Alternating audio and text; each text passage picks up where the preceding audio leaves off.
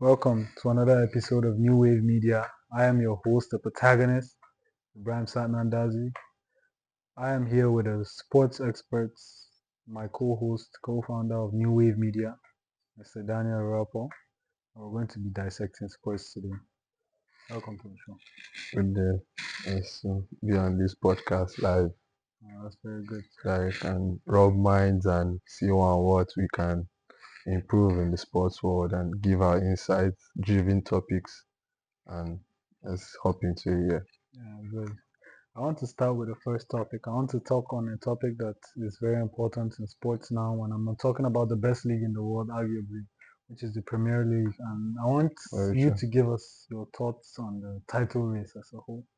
Okay, that's a very good topic. Yeah, the title race, I think most people will see it host and clear now as we're already almost at the finish line. I think 10 games left to play. And the margin at the top is really wide. So yeah, it's been a good run actually from when we started to where we are now. But I want to give Liverpool their credit because they've been really outstanding. They've really been able to keep up the momentum. Even when they had injuries, they still had a lot of players to come in, fill in the role and execute it to perfection. The coach master plan and the reliability on his players, it has worked perfectly. Can see people like players like Mohamed Salah, they are topping the goal scoring chart and still topping the assist chart. Those are people that are serious about winning the title. Yes, that's So very up true. till now, Nottingham, I think the rest should just be fighting for top four at this moment because um, if they can win their next 3, 4 games, which I think they will, that's even if Arsenal doesn't still sleep up, then we can call it this thing. They've really entertained us this season. I think Oh, yes, I'm really impressed with how Liverpool they set themselves, even their defensive structure. They keep clean sheet against a strong side like Newcastle. They were able to shut them down. So credit to them. oh, that's very good. I want Clear to favorites to win the league at clear this point. favorite. So you're going with Liverpool on Yes, this. I think I'll. But Oh, this is the Premier League, and we've seen twists and turns. We've seen things happen over the years. Man City have come back from a 10-point lead. Even Liverpool, they've come back from I think 11 points in 1992 against Manchester United. So it's still something that mathematically it is not wrapped up, but I think so far what we can see are humanly possible is Liverpool are host and clear to okay, that's get very good. themselves the 20th Premier League title in the cabinet. Very good, very good. So I want to move our topic to another team in the Premier League who has been much more successful in the past 6 years in the Premier League. I want you to speak on Man City and their run of form in present day, from where they came up, from the high pedestal they came up from, to where they are today. What do you think on Man City? Okay, Man City, yeah. If I'm being frank and honest, they've really had a rough season. But we have to give them that because these people nobody has done 4 years in a row if I'm being honest. So like it's meant to be like at some point we saw this coming that yeah there will be a slip up somehow, somewhere. Even with the world class players they have that same momentum of year in, year out. It's turn by turn. You can't just have it your way all the time. I mean they've really gone beyond. They are a shadow of themselves from the Man City we know, the highly competitive spirit. But right now, I think they are still trying to sort in some players leaving, some players coming in, like the likes of Riyad Mahrez. They've let go of so many world-class players they had in their hands, Leroy Sané, a lot. So I think they are in a regrouping phase where they are trying to bring in new players, new hungry players, new young players, so that they can continue to sustain and keep up. Because I was watching a podcast, something, a news recently, and I think like what the person was trying to explain is that these players are not hungry anymore. You see the likes of Kyle Walker just leaving the team like that Yes. without any explanation, anything. It's like they've won too much at this point. So that hunger and desire is not really there again. 4 in a row, 6 in 7 years. No, City should be giving that's a little breather from what they've done. So maybe next season with the likes of this, that Omar Mamush, Kusanov, Savinho, they'll be able to bring more and light and more desire into the team. into the team. And I'm sure Joseph Guardiola too will do well to regroup and strengthen his squad depth and everything because some people will say it's Rodgers' injury, but yeah, Rodgers is a big factor in the team. You can't deny that. And I like the way he was singled out and given the Ballon d'Or because most times that GM position, you don't really see their work. Yes. Even last season, they played Arsenal or so they lost because Rodri was not there. So Rodri is a pivotal and key role in what they do and how they do it. So those injuries really affected them too, but I'm hoping that next season they'll be able to come back stronger and better. Yeah. The Okay. Man City, we all know. Yeah. True. True. True. Okay, that's good. That's a good analysis. I want to speak on another team in this one is in La Liga, and there's been debates about El Clasico, Madrid, Barcelona, Barcelona, Madrid, back and forth. Who do you think actually is the better team between the two Spanish giants of Spain, Wow, that's Real really a Madrid tough one. and Barcelona? Madrid and Barcelona, I think they are classical for a reason. They sustained to be the best for a long period of time. You can't deny them that their trophies, the players they acquire, the players they pull in. Those two teams are really top when you come to world football. So, but it's really a tight one because they've sustained it to they've been the utmost best in La Liga, in Champions League.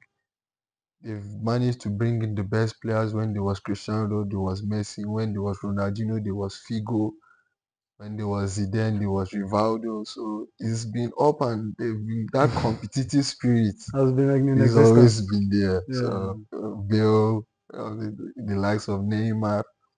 So yeah, some people might put Real Madrid there because Real Madrid got their foundation a little bit better and more. They got their rock solid foundation because I think they won the Champions League was it 7 or 10 years in a row. yeah. So absurd. So um yeah, that those two teams I really admire them. I really admire their management. I don't even really know which one, but I think I'll take Real Madrid At the end of the because day, yes, because Real Madrid is a club that they play with a swagger about them. That winning mentality, they think they call them the mentality monsters, or that winning mentality they factored into their team years and years and refueling, bringing in, offloading, and they've still managed to stay top. yes. In the biggest stage of it all, the Champions League, they're ahead of Barcelona with I think over 7, 8 more Champions League. Hmm.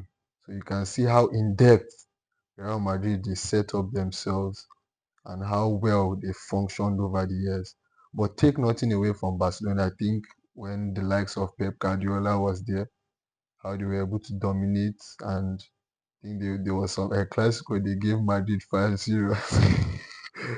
They beat Madrid very well, but still Madrid has been able to stay on that top echelon Of and surmount themselves as one of the best in the pinnacle of the world game of football. the war game of football. I've seen in this conversation I've mentioned Pep Guardiola, the Spanish coach, Yeah, off quite too often. yeah, So I want you to compare. I want you to yeah. compare between these three coaches, between the Spanish coach Josep Guardiola, Jose Mourinho, and Carlo Ancelotti from Italy. Wonderful. That's really a tough one. I mean, these are world class managers. Take Mm. nothing away from them.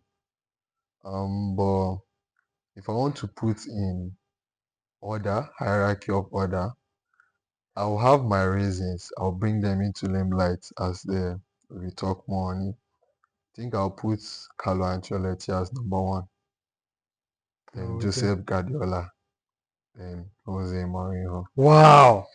Are we talking of the special one over here in this remark? Jose is a winner. He's a winner. I can. They're all winners there. But if I want to rank based on player management, based on structure based on performance, based on achievements, and based on how well they've been able to sustain being at the top for many, many years. Let me start with Jose Mourinho. Jose Mourinho is a world-class manager. He's a fantastic. I'm a big admirer of Jose Mourinho and what he has done. He came to the Premier League. He won it back to back when Sir Alex was there, when the likes of Arsene Wenger was there. He came, he told everyone he's the special one. He did it. He left, he came back, he won the Premier League again. He has won the treble in Serie A. He has won the La Liga with 100 points, beating the record ever in the La Liga record, 100 points with Real Madrid. So take nothing away from Jose Mourinho, but the only pitfall I have about him is that he happens not to end on a good note, or how will I put it, on a high note in anything he leaves. Like when he was in Real Madrid, I think they call it the third season course. His first and second season were brilliant, but I think from the third season, started having players with people like Iker Casillas that have been in the team for a long while. Issues, People, personal issues with personal them. issues, exactly. So I don't know whether it's his man management skills or his ego comes into play, or I don't know what really it is. But at sometimes he tends to fall out with his players, which now brings about chaos and inevitably his exit from the team. Oh, okay. Yes. So let's So move on from Jose Mourinho. to Joseph. Joseph Guardiola is a brilliant manager. You can't deny him that. Mm. He might say he gambles a lot, he tries one or two tricks, but overall he's a football fanatic and he understands the game Deeply. deeply.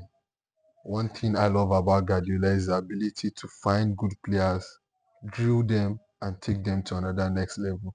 Before he came to Manchester City, he made an interview, a comment, a statement that he can't wait to watch Raheem Sterling in the Premier League. Jose Mourinho said, Mm. Joseph Guardiola He said said that. that. And when he came to Manchester City, you can see from the young Raheem Sterling we knew in Liverpool shining colours, the trickery and the pace and everything, to becoming a clinical finisher, a player that won, I think, 6 Premier League trophies in Manchester City, to one of the Premier League greats, if we're even arguably, if we're being honest. So that his ability to take and drill a player is not something to be due. Another player, another coach, I think you didn't mention in the world class is Jurgen Klopp. Jurgen Klopp too is a fantastic manager. The Mm. stability, bringing in his players from nothing to taking them to another level is something that, yeah, It's a is really difficult task. Yeah. admirable. It's admirable. And Joseph Guardiola, his trophies speak for him. Wherever he goes, he wins trophies, he delivers. Yeah, you might say he uses a lot of financial aid and other things to facilitate his movement, but in as much as we want to deny that, the results are there. Yes.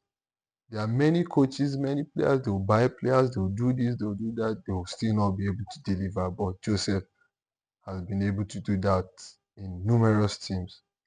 When he was at Bayern, same thing, he brought in trophies. They came to Man City, they say he can't win the Champions League without Lionel Messi by his side. He won it, the treble winning team, Man the City. likes of Erling Haaland and Jack Grealish and others. So take nothing away from Joseph Guardiola. He's a fantastic coach, and he has been able to revolutionize football too. His tiki-taka style of play. Mm. That's In absolutely. as much as there's nothing new under the sun, he learnt it from um, this Johan Cruyff. It was Johan Cruyff that was the founder of that one taught simple football, but Pep Guardiola took it to another level. So in Okay. the level of management, he has been able to surmount himself at that top. Then the last but not the least, the number one himself, Carlo Ancelotti. Don Carlo Ancelotti. I put him as my number one because Ancelotti, man, I don't even know what betray me to actually describe the man's mastermind. Ancelotti can be losing a game 2-1 and you make a sub. The player will come in and change the game. They will win the match 3-2. He's a good reader of the game. Never count him out. The ability to change and that same mentality is why Real Madrid like him so much because he's a never giving up mentality. He's the manager with the most amount of Champions Leagues. I think five now. Five now, yes. Five you should have. Hmm. That's He very won it impressive. as a player and as a manager. Even when he was at AC Milan, the the previous he was against him, Liverpool did that their historic night in Istanbul, in which they came back from 3-0 nothing. You would have been, let me just say, you would have had six Champions League now as a coach, but it's just the game for you. He said he learned from that thing Hmm. that he was winning a match 3-0. He told his players that you are not yet defeated until, because that's football for you, until the final whistle is actually blown. And yes, the referee has anything can, it only takes a second to score a goal. It's as deep as that. Yes. Only takes a second. So that is never giving up mentality. That is winning mentality. It has really taken him to some level of high that I don't think we'll ever see a coach like that again, Don Reach that Carlo level. Ancelotti. Don Carlo Ancelotti. He has won in Chelsea. When he came to Chelsea, he won the Premier League. I think he's the only manager too. His resume speaks for him. He has won the league in all the Europe top five leagues. In France, in Italy, in England, in Spain. He has won Right. this thing. So oh, that's He's awfully a lot. It's outstanding. He's outstanding. outstanding. Honestly. So you can't just write him off. He's a very good manager, Mm. Don Carlo. Don Even Carlo. his man management skills, his the ability to bring a player and you see when he was at this thing, you see up to 3, 4 world class players and you put them in one team and they'll function properly. The likes of Luka Modric, the Ballon d'Or winner, Karim Benzema too. Each man playing his role to perfection. So that his man management skills is a very good factor, and that's what makes and made me put him as my number one. Who's your His number man one on that management, list? he knows how to. Uh, but Karim Benzema, any player he has coached, Didier Drogba, They've all done Alexander well. Pato, they've always been able to reach that pinnacle of their career under his True, tutorship, true. and that puts him as Up one of there the best. as one of the Don best. Carlo Ancelotti. Okay, on that note, this is our sports analyst, Mr. Daniel Rapo. I'm the co-founder of New Wave Media. I want to thank you for coming on the show and being with us for this insightful sports analyst. And would love to have you on already. Yes, it was great having you. Au revoir.